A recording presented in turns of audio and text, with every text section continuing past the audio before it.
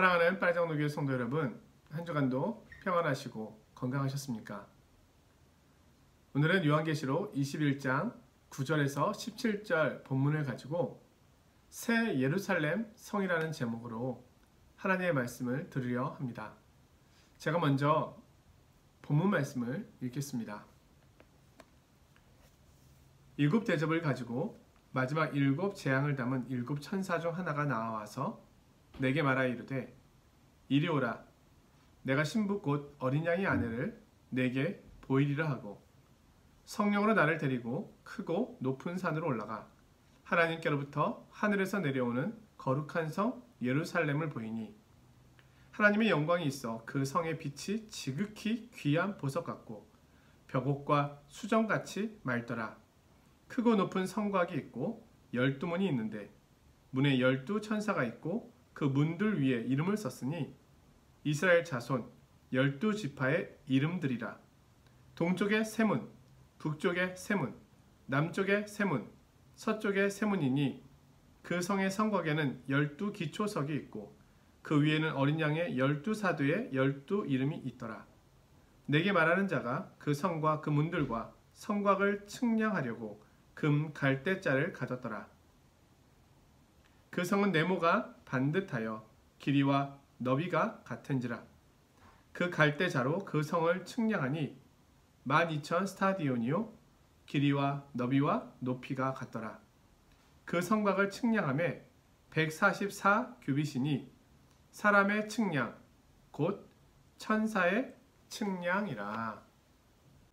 지금 현재 프랑스 사회는 코로나19로 인하여서도 어려움을 겪고 있지만 지난주에는 한 역사 교사의 이슬람 극단주의자의 테러로 인하여서 표현의 자유를 외치며 프랑스 사회가 큰 슬픔과 또 큰 저항에 직면하고 있습니다. 이 세상에는 테러와 전쟁, 그리고 죽음, 질병, 참으로 여러 가지 싸움과 더불어서 많은 위기와 어려움이 늘 공존하고 있음을 봅니다.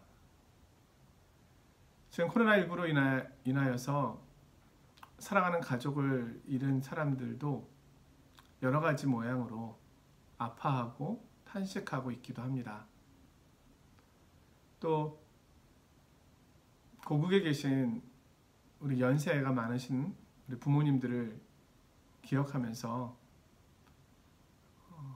혹시라도 이 질병이 우리 부모님들을 향하지 않을까 하는 염려 때문에 두려움에 계신 성도님들도 계십니다. 자, 이 땅에는 정말로 평화가 없음을 우리는 경험하고 있습니다. 성경은 진정한 평화가 앞으로 올 것이라고 이야기합니다. 죽음도 없고 질병도 없고 고통도 없는 그 나라가 올 것이라고 이야기해주고 있습니다. 정말 꿈 같은 이야기입니다. 그런데 그 나라가 온다는 것입니다. 지난주에 우리는 요한계시록 말씀을 통해서 하나님이 만드시는 새하늘과 새 땅은 모든 것이 풍요롭기 때문에 없는 것을 중심으로 이야기를 하고 있다고 말씀을 들었습니다. 그곳에는 눈물과 사망과 애통, 아픈 것, 또 성전과 밤이 없다는 말씀을 나누었습니다. 오늘은 그 새 예루살렘, 새 하늘과 새 땅에 펼쳐지는 새 예루살렘 성에 대한 구체적인 묘사를 말해주고 있는 본문입니다. 새 예루살렘 성은 어린 양의 아내라고 불리웁니다. 이것은 한마디로 교회라고 할 수 있습니다. 새 예루살렘은 완성된 교회의 모습입니다. 새 예루살렘이 교회를 상징한다면 새 예루살렘 성을 묘사하는 대부분의 요소들도 상징적인 해석을 해야 하겠습니다. 새 예루살렘의 요소로서 첫 번째로 언급되는 것은 성곽입니다. 오늘 이 성곽에 대해서 묘사하고 있는데요. 17절에 보면 이 성곽의 크기가 144규빗이라고 나와 있습니다. 사람의 치수이고 천사의 치수이다. 이렇게 말합니다. 이는 약 규빗을 오늘날의 미터법으로 환산해 보면 70m 정도가 됩니다. 이 치수는 이 새 예루살렘 성의 장광고 가로 세로 높이 12,000 스타디온에 비해서는 형편없이 작은 치수입니다. 그런데 이 치수를 설명할 때 크고 높은 성곽이라고 말하고 있습니다. 그러니까 여기서 144규빗이라고 하는 것은 상징적인 의미로 쓰였다는 것입니다. 144는 12 곱하기 12를 말합니다. 약속으로서의 구약의 교회 12 지파로 이루어졌지요. 그리고 성취로서의 신약의 교회 12 사도로 이루어져 있습니다. 이 신약의 교회와 구약의 교회가 하나가 되어서 하나님의 백성의 충만한 수를 이루고 있는 것을 이 144로 표현하고 있다고 이해합니다. 다시 말하면 이 성벽을 통해 새 예루살렘이 하나님의 온전한 백성으로 구성되어 있음을 보여준다는 겁니다. 이것은 성곽에 함께 붙어있는 12기초석에 새겨진 12사도의 이름과 12진주문에 쓰여진 12지파의 이름을 통해서 더 정확하게 설명됩니다. 자, 두 번째로 새 예루살렘 성은 12문을 가지고 있습니다. 여기서 중요한 것은 문이 아니라 12이라고 하는 숫자입니다. 실제로 예루살렘 성벽 바깥에는 외부인이 없습니다. 이미 모든 심판은 이루어졌고 이 새 예루살렘 성 자체가 완전한 교회를 나타냅니다. 모든 믿는 성도가 이 성 안에 거하기 때문입니다. 이 새 예루살렘 성에서 12문과 12문에 새겨진 12지파의 이름들은 에스겔서 48장 30절에서 35절 말씀을 배경으로 하고 있습니다. 제가 본문을 읽어보겠습니다. 그 성읍의 출입구는 이러하니라. 북쪽의 너비가 4,500척이라. 그 성읍의 문들은 이스라엘 지파들의 이름을 따른 것인데 북쪽으로는 문이 셋이라. 하나는 르우벤 문이요, 하나는 유다 문이요, 하나는 레위 문이며 동쪽의 너비는 4,500척이니 또한 문이 셋이라. 하나는 요셉 문이요, 하나는 베냐민 문이요, 하나는 단 문이며 남쪽의 너비는 4,500척이니 또한 문이 셋이라. 하나는 시므온 문이요, 하나는 이사갈 문이요, 하나는 스불론 문이며 서쪽도 4,500척이니 또한 문이 셋이라. 하나는 간 문이요, 하나는 아셀 문이요, 하나는 납달리 문이며 그 사방의 합계는 18,000척이라. 그날 후로는 그 성읍의 이름을 여호와 삼마라 하리라. 에스겔은 멀리서 하나님께서 앞으로 행하실 그 비전을 보았습니다. 그것은 각 지파가 땅을 분배할 때 자기에게 할당된 충분한 몫을 가지게 되는 것이고 예루살렘으로 출입을 위한 각 지파 자신의 입구를 가지고 있다는 것입니다. 하나님의 백성 전체가 하나님의 임재의 자리에 들어갈 동등한 권리와 하나님의 축복을 누릴 동등한 권리에 대해 확신하는 것입니다. 마찬가지로 오늘 요한계시록에서도 미래의 새 하늘과 새 땅에 있는 이 성이 모두가 완전한 하나님의 충만한 교제로 들어갈 수 있음을 보여줍니다. 25절에 보면은요, 12문은 항상 열려 있다고 말합니다. 언제든지 하나님 앞으로 나아가는데 어떤 장애도 없는 것이고 모든 성도에게 이 문은 열려 있는 것입니다. 세 번째로 12문에는 이스라엘 백성 전체를 대표하는 12지파의 이름과 성곽의 12기초석에는 신약교회 12사도의 이름이 새겨져 있습니다. 12절에서 14절 말씀인데요. 크고 높은 성곽이 있고 12문이 있는데 문에 12천사가 있고 그 문들 위에 이름을 썼으니 이스라엘 자손 12지파의 이름들이라. 동쪽의 세 문, 북쪽의 세 문, 남쪽의 세 문, 서쪽의 세 문이니 그 성의 성곽에는 12기초석이 있고 그 위에는 어린 양의 12사도의 12이름이 있더라. 사실 이 예루살렘 성의 모습은 우리가 눈으로 직접 이 사도 요한이 본 것처럼 보면 이 본문 말씀이 잘 이해가 될 텐데요. 우리는 보고 있지 않은 상태에서 상상을 해야 되니까 사실 좀 어려움도 있습니다. 하지만 마음껏 상상해 보시고 또 인터넷에는 이 요한계시록 21장의 이 내용을 가지고 일러스트, 그림으로 묘사된 모습들도 찾아볼 수가 있습니다.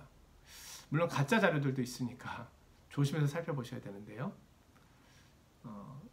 앞으로 우리가 완전히 보게 될 이 성의 모습은 아름다움 그 자체일 것입니다. 오늘 이 12이라고 하는 숫자는 앞에서 말씀드린 것처럼 상징적으로 계속 반복해서 사용되고 있다. 그렇게 이해하시면 되겠습니다. 12기초석이 성벽에 있고 그 위에 12사도의 이름이 있고 또 12문이 있고 12지파의 이름이 기록되어 있습니다. 자, 새 예루살렘을 구성하는 숫자는 12임을 알 수 있습니다. 12이라는 숫자는 하나님 백성의 숫자이고 교회의 숫자입니다. 구약시대에 하나님의 백성이 되려면 12지파에 속해야 했습니다. 또한 신약시대에 하나님의 백성이 되려면 12사도의 영적 후손이 되어야 했습니다. 즉, 새 예루살렘 교회는 구약의 성도들과 신약의 성도들로 구성되어 있는 것입니다. 이는 새 예루살렘 성이 약속인 구약 백성과 성취인 신약 백성으로 구성되어 있음을 뜻합니다. 이는 두 백성이 아니라 한 백성입니다. 구약의 12지파는 성의 12문에 새겨져 있고 신약의 12사도의 교회의 기초로서 묘사되고 있습니다. 자, 네 번째로 새 예루살렘 성에는 성전이 없습니다. 하나님과 그리스도께서 친히 성전이 되시기 때문입니다. 자, 건물로서의 성전이 없는 것이지 이 성 자체가 하나님의 성전인 것입니다. 그러므로 성전은 존재할 필요가 없습니다. 자, 성의 크기가 나오는데요. 가로 세로 높이가 동일한 정육면체입니다. 한 변의 길이가 12,000 스타디온으로 되어 있습니다. 이 수치를 오늘날의 미터 단위로 환산하면 약 2,400km입니다. 대략 파리에서 스페인 바르셀로나까지 왕복하는 거리 정도 된다고 볼 수 있겠죠. 서울, 부산까지 거리가 400이니까 약 6배가 넘는 길이라고 볼 수 있습니다. 새 예루살렘 성의 모양은 정육면체로 되어 있는데 이것은 우리가 구약에서 보면 지성소가 정육면체로 되어 있습니다. 따라서 새 예루살렘 성 전체가 지성소와 같은 정육면체라는 겁니다. 하나님의 지성소, 하나님의 임재와 하나님의 영광이 가득한 곳, 그것이 새 예루살렘 성이라고 이해할 수 있습니다. 다섯 번째로 새 예루살렘 성의 중요한 부분은 보석으로 장식되어 있습니다. 11절에 하나님의 영광이 있어 그 성의 빛이 지극히 귀한 보석 같고 벽옥과 수정같이 맑더라. 19절에서 21절에 보면 성의 아름다움을 다양한 보석으로 설명하고 있는데요. 그것은 다음 주에 살펴보도록 하겠습니다.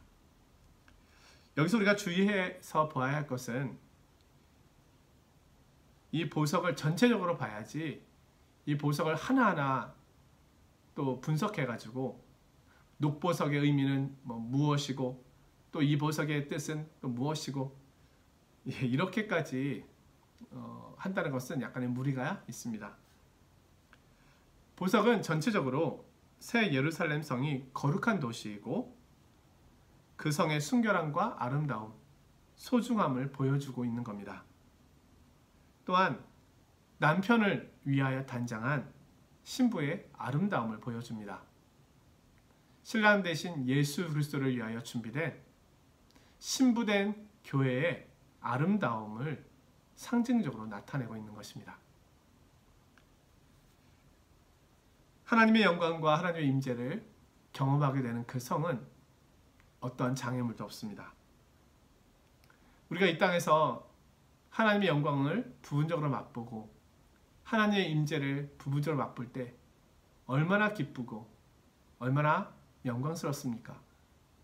그런데 우리가 온전히 그 영광을 맛보고 그 임재를 맛본다면 얼마나 영광스럽겠습니까? 아마 말로 형용할 수 없을 것입니다.